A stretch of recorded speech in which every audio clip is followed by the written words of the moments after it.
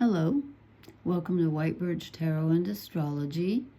This reading is for, I'm doing this the night of October 29th, which is actually after midnight, so it's the morning of October 30th. But I think this is going to last for a while, and I think we felt it coming for a while, and I think that's why I'm in the middle of doing the sign-by-sign readings for Venus and Sagittarius, and they've just been wacky. And I think this is why.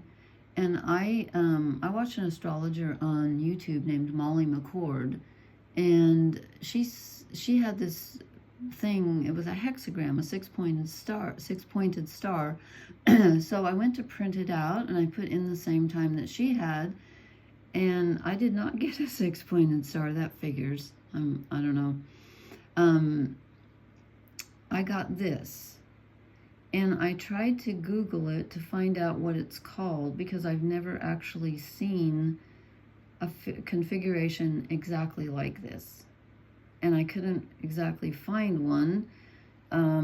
So I'm not quite sure what this is called, but do we care? I mean, and then I was sitting here and I've been thinking about this for a while, and I thought, I sit here and I think about what something means, and then I forget it, and I want to forget it, but I think I'll just fly by the seat of my pants. I think if I interpret as I go along, I mean, this could be dangerous. I could just totally go blank, but I hope you can see the signs here. But anyway, so here's the deal. And I screwed up, and I had to cross that out. So pretend that line's not there. This is actually, I was going here. But here's the thing. So these numbers here tell how many degrees, which are aspects. So like 60 degrees between two planets is called a sextile. It's positive. 120 degrees is called a trine, which is very positive, and the energy flows very smoothly. 180 degrees is called an opposition, where two things are exactly opposite each other. And then 90 degrees right here is called a square, which is like two things butting heads, and it's a very uncomfortable energy where they're not getting along. So take a look at this. So we have 1, 2, 3, 4 sextiles, and these are involving the outer planets. There are a couple of we've got the Mars, Moon, and Mercury. So we have 3, and Venus. I'm sorry. So we have 4 personal planets involved. But we have all of the outer planets except Jupiter, if I'm not mistaken, are involved in this. So we have Uranus opposite Mercury.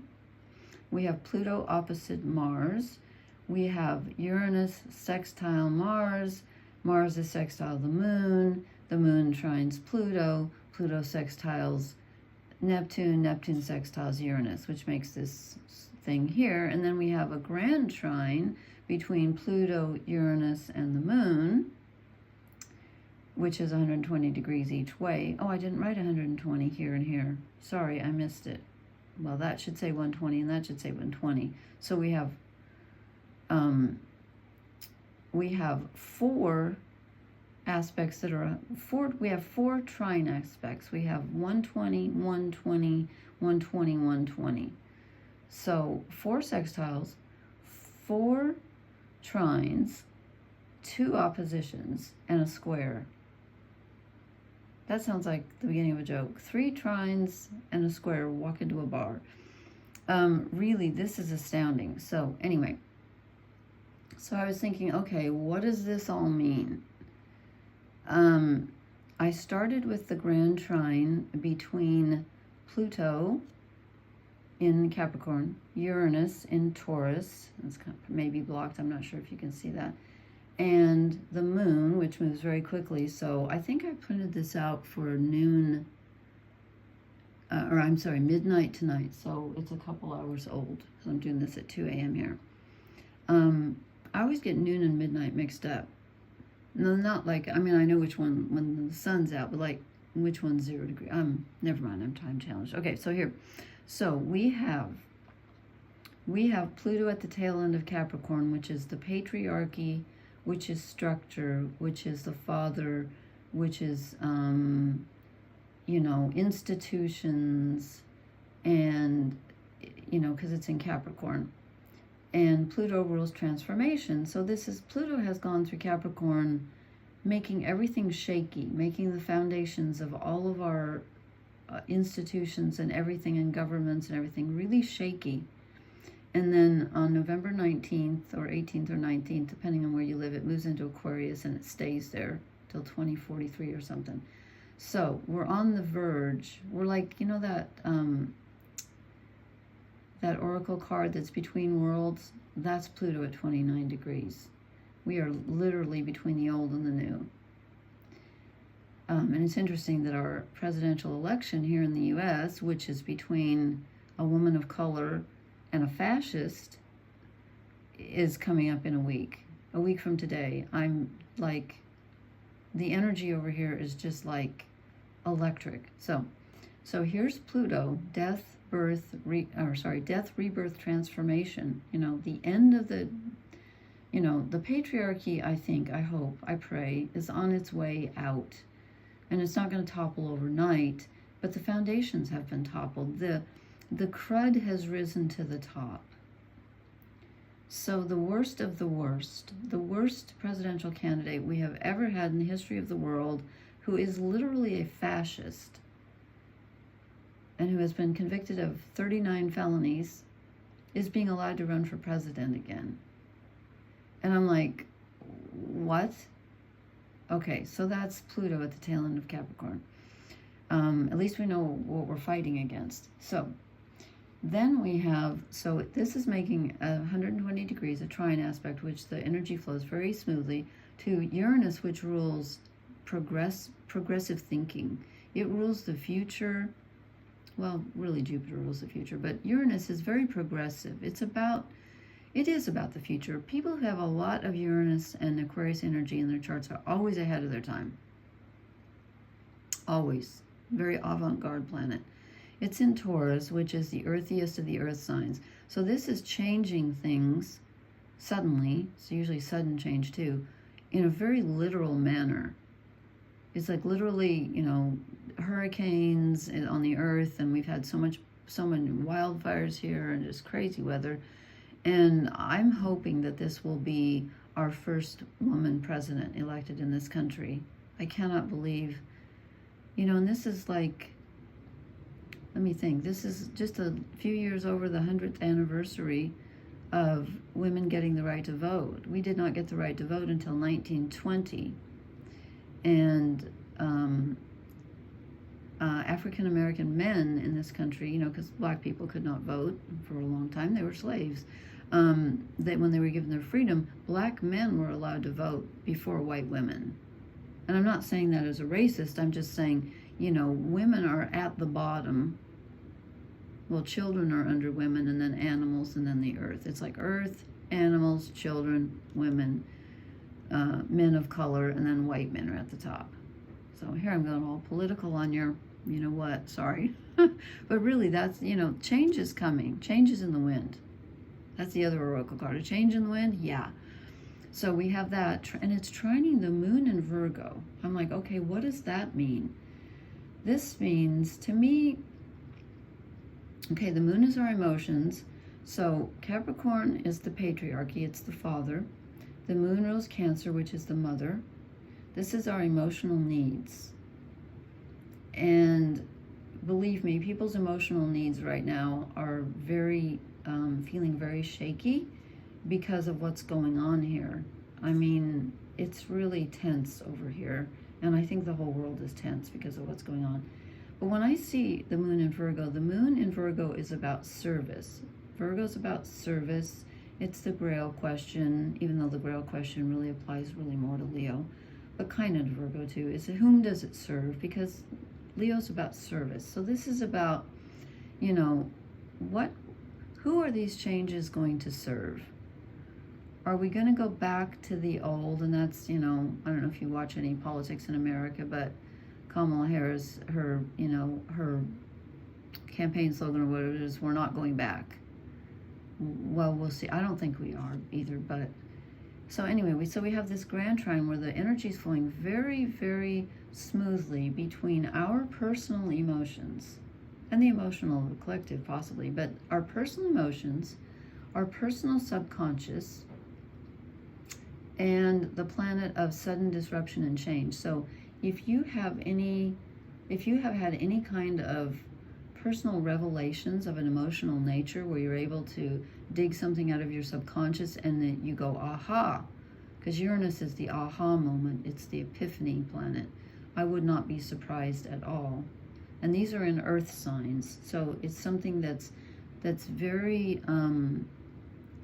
very tangible, very doable. It's about how you do things. It's not about something pie in the sky, or so much like a what am I trying to say, like a I can't think of the word, like a thought construct.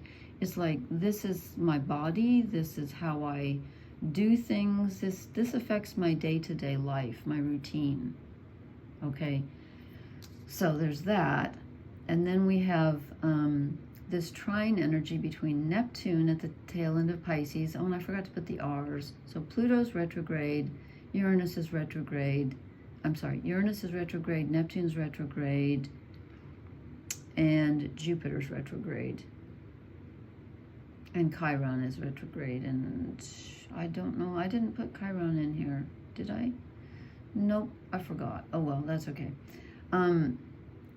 So where was I going with this? Okay, there's just so much. So we got Neptune at the tail end of Pisces, which again is very karmic because it's almost at the end of the whole zodiac, but it is retrograde, so I forget when it goes forward. I have all that written down, but I don't know where I put it tonight. But it is in flowing with Mars in Cancer, and Mars is our physical bodies, our desires, and our actions, and it's in the sign that's ruled by the moon, which is interesting because they're in good aspect to each other.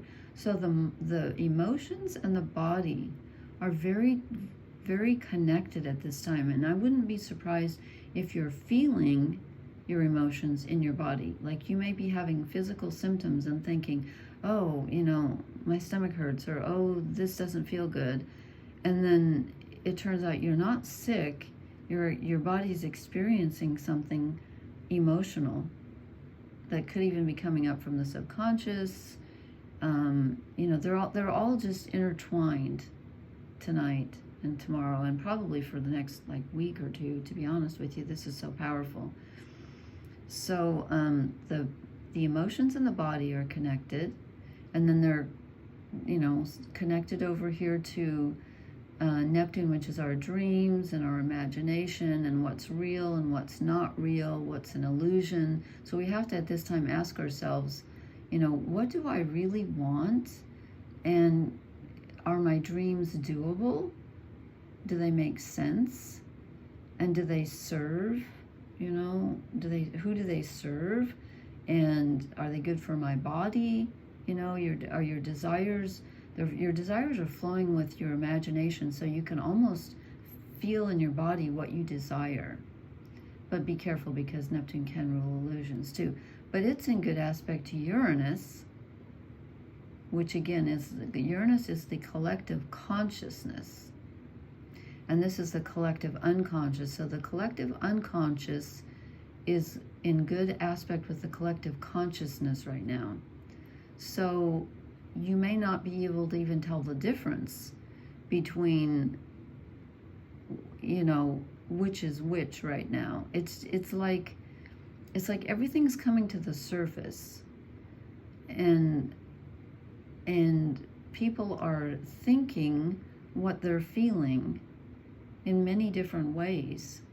And Uranus then is in good aspect to Mars, so the body can have sudden changes and feel certain things, and your desires can suddenly change. They can suddenly be fulfilled because this energy is so positive. And as I said, the only opposites we have Uranus opposite Mercury. Okay, this is higher mind, this is lower mind. So this is our day-to-day thoughts and, Mercury, although Mercury is the psychopomp, as I have pointed out before, and is the only god who can travel to the underworld and then come back again. Nobody else could do that. So he's special. He's the elixir in alchemy. He's what changes everything. He's what transforms everything. He's a shapeshifter. He's a trickster. He's opposite this larger collective consciousness. So our individual minds are connected right now to the collective consciousness. And again, since I'm in the States here, I'm really feeling that. But this is for everyone, because this is, all over the world. So, and this is in our personal consciousness is in Scorpio, which is ruled by Pluto. So this is, underworld activity. This is also, Scorpio rules personal intimacy, sexuality. There could be some insights about past sexual relationships or current sexual relationships. There could be some aha moments about, just the way your thoughts influence the way that you're intimate with others. That could happen. And again, Uranus is in Taurus, which is, sensuality and harmony and beauty. And it's also the earth. It's the earth, because it's the earthiest earth sign. So there's a connection here between what we can dream of, what we can think of, almost like making heaven on earth here with our minds. But first we have to go down into the depths of our personal subconscious and find out what's fueling the ship. If we were an automobile, what fuel would we be burning? Are we burning gasoline? Are we burning diesel? Are we an electric car? Are we running on solar power? What is fueling our thoughts right now? And with Mercury and Scorpio, we really get to take a deep dive. You really can be, it's like being a detective of your own mind. And again, this is to do with intimate relationships, and Scorpio, being ruled by Pluto, also has to do with death and rebirth. And, I don't know if you, Scorpio is the scorpion, but there are some astrologers who say that there are, different forms of Scorpio, and that's the lower form, and the higher form is the eagle. Because some Scorpios can be very toxic. Scorpio can be very toxic energy.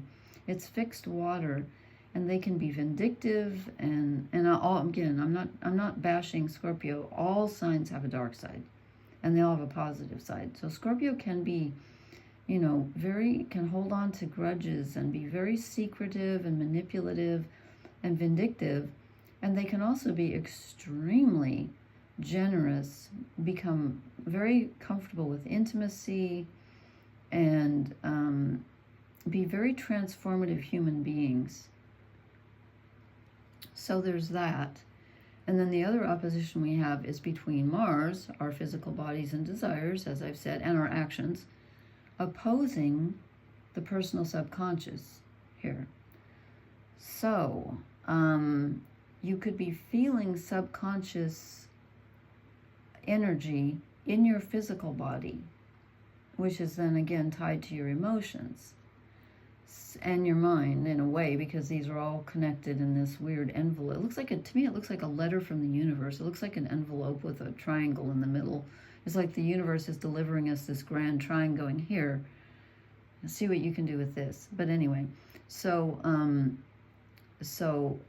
Mars, which is in the sign of Cancer, ruled by the moon, our needs. This is our needs, where we need nurturing, where we've been nurtured, how we've been nurtured, and how has that shaped our identity, because Mars rules Aries, which is our personal identity. That's opposing our personal subconscious. So again, there's this body subconscious link, and then this emotion higher mind link, and personal mind higher mind link. There's just all these links. It's so fascinating to me. And let's see, who am I missing? And Pluto is also in good aspect to Neptune. So the patriarchal father, energy, and actually Capricorn is a feminine sign, so it doesn't just rule the patriarchy, because this goat has a fishtail. It's a feminine sign. And who does Liz Green call it? Oh, I've forgotten the name of the fish goat person. Adorgatus? I don't know how to pronounce it. Anyway, Capricorn energy is very intuitive. So here's the personal subconscious in this sign, which rules structure, but it's also extremely intuitive. And it's in good harmony with Neptune, who rules like I said, our imagination in its own sign, where it's very powerful. Extremely powerful, because Neptune rules Pisces. And so, but there is a danger of illusion here too. We have to be very, very careful to ground ourselves. Thank God it's in good aspect with Uranus and Taurus, which helps ground us, even though Uranus isn't exactly grounding because it's electricity. It's the lightning bolt, but it's in an earth sign, so that helps. And Neptune is, the god of the ocean. So, and then what am I leaving out? Venus, our relationships, and Sagittarius, which is very forward-looking, ruled by Jupiter, very expansive, very optimistic, very passionate, is in a very difficult, a 90-degree, a square, a very difficult, heavy energy with Saturn, who rules Capricorn, our responsibilities, our structures, our limitations, and also what we reap. So we reap what we've sown. When Saturn is in Pisces, we reap what we have sown, because Pisces is the last sign and it's karma. And Saturn rules karma. So this is like, it's almost as if you're going to experience on an earthly level with Saturn here, especially in relationships. This is a lot about relationships and family and intergenerational trauma and everything else. It's almost as if you're going to reap what you have sown in your past relationships in a very karmic way. So people that you've had past lives with, if you believe in reincarnation, or just soulmate energy, or whatever you believe about, like you meet a person and you're like, I've known you before. I do that all the time. Or people that just come into your life and you're like, I can't believe that we met, but we were meant to meet. That feeling? That's very Venus interacting with Saturn, but they're squaring. So there's a butting of heads here. There's a difficult pattern, I'm going to say, that you need to recognize. Venus wants to be free in Sagittarius. Venus is like, romantic and passionate and free. Just when I think of Sagittarius, I think of my Venus is actually in Sagittarius. It's like, I want to be free. I don't want to be saddled. I have no children. I never wanted any. I never wanted to get married. I married my husband because he wanted to be married. I did not. I'm not sorry that I did, because he was right. I needed to learn how to do some commitment. But not that I'm not loyal. I am loyal, but this is not about me. But I'm just saying, Sagittarius always has one toe out the door. Not that they're going to run away. They can be very loyal, but it's just they don't like to be caged.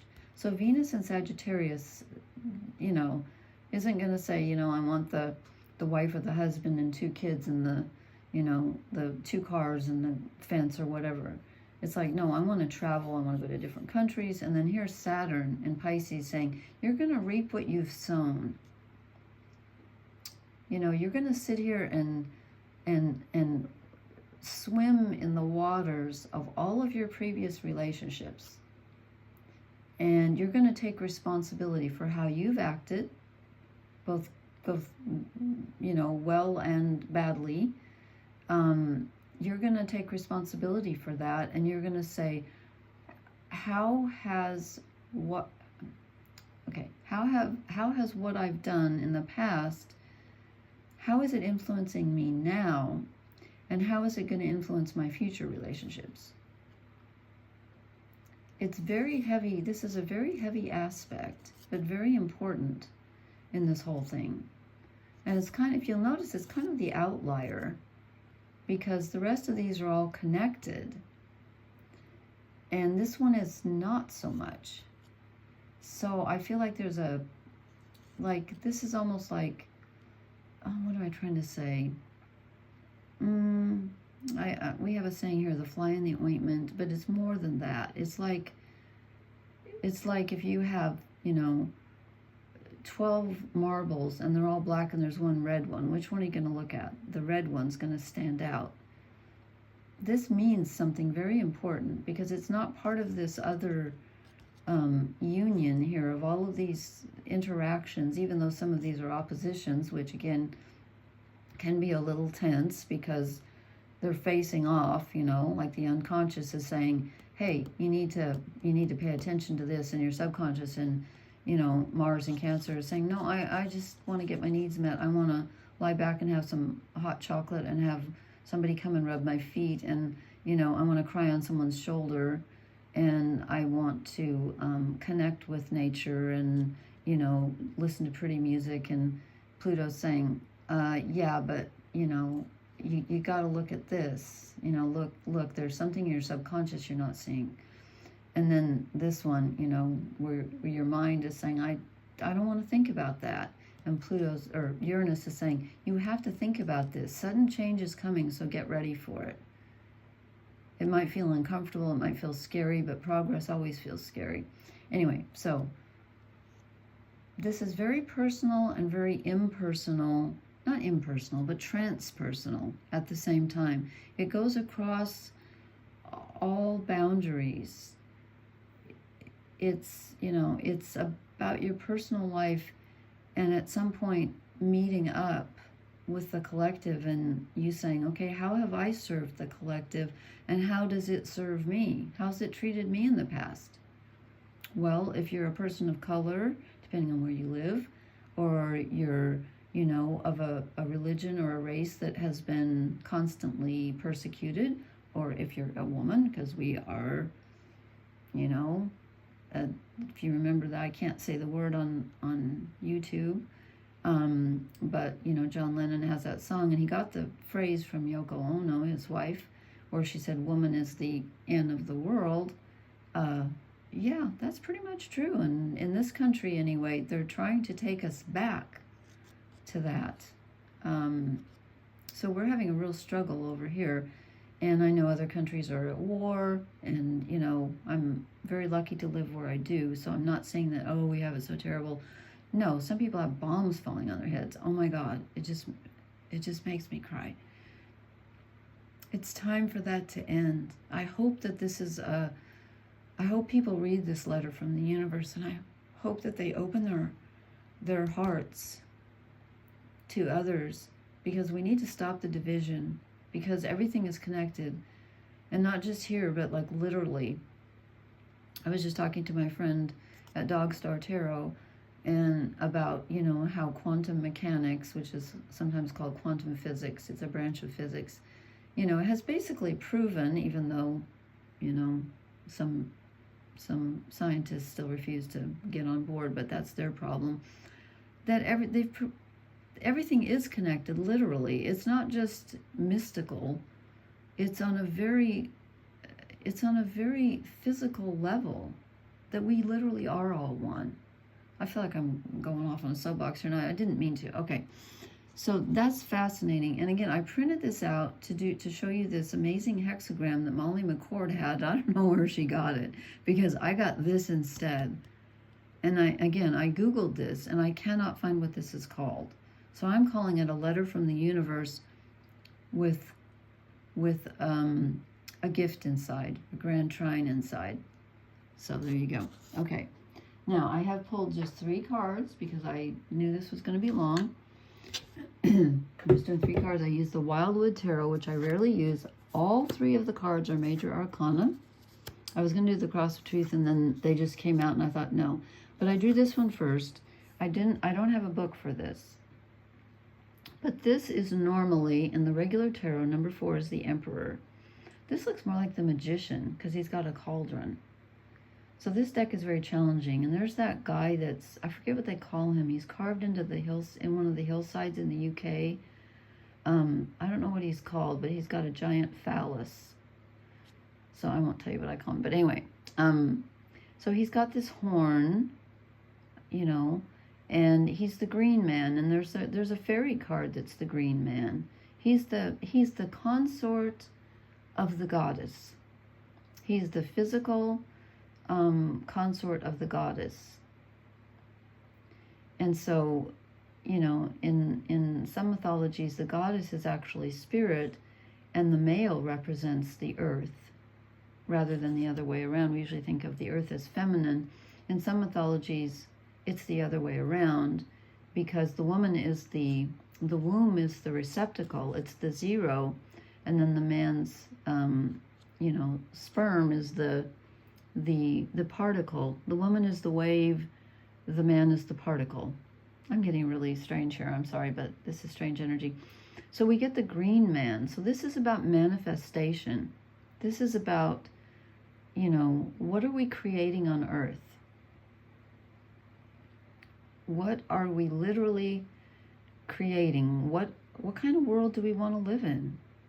Because it could be heaven or it could be hell. It can be either one. I do believe in an afterlife and other dimensions, and quantum physicists have proven that there are 11, and don't ask me how they know there are 11, because I do not understand that, but that's what they claim.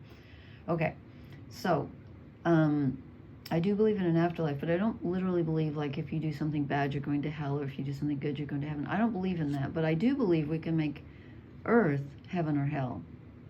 I do believe that. So I think this is saying, okay, we have the power right now. You know, we're the link, we're the conduit, where the energy flows down, and then we act it out. You know, God or spirit or whatever you want to call it acts through us. And that's what I think this is. And then the second card I drew is, guess who? The Tower, the blasted oak. This is a very interesting tower, because this person is certainly plunging to a not very comfortable landing, because that looks like rock to me. But this is Uranus. This is the thunderbolt. And, you know, Uranus is at the top of this. Well, not top, because it depends on where you're... it's just the way I printed it out. I don't know why it always prints out. I think it prints out... No, I put in midnight. Anyway, whatever. This is Uranus, and this is also, I believe, Pluto moving into Aquarius in November, where, you know, there's a paradigm shift, and, you know, what no longer serves us is going to get knocked away, and it's a sudden change, whether we like it or not. So we need to be prepared, and we need to be, you know, and when I said the moon was in Virgo, we need to be emotionally, get ourselves stabilized and decide, you know, how to take care of ourselves at this time. That's very important. Self-care is very important. So we get, and I think it's funny, because I think in the UK, the word blasted is like a, you know, like a curse word, like this blasted car or whatever. So I think it's funny that it's called the blasted oak.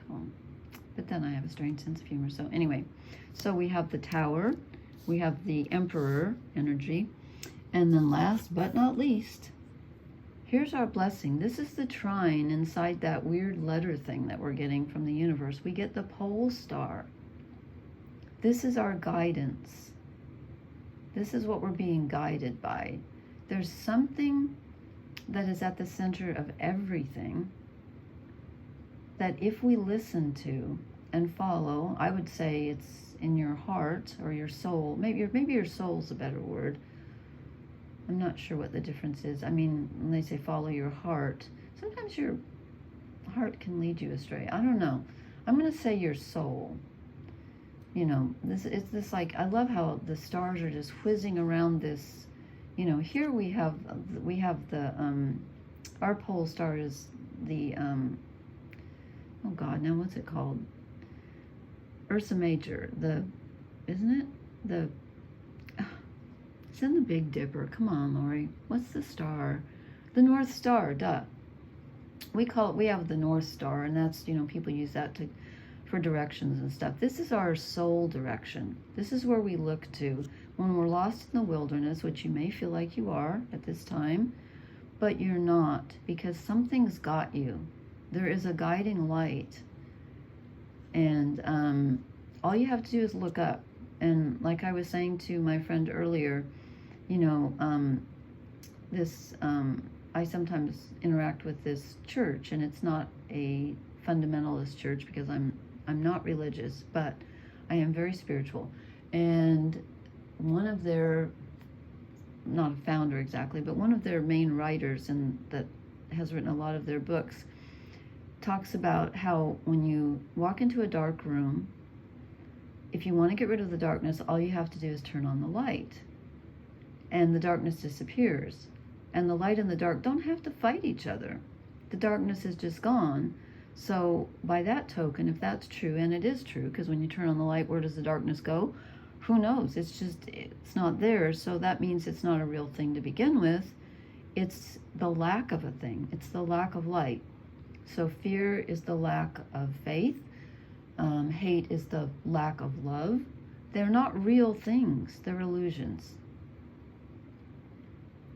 But this isn't an illusion. The light is not an illusion. It's a real thing.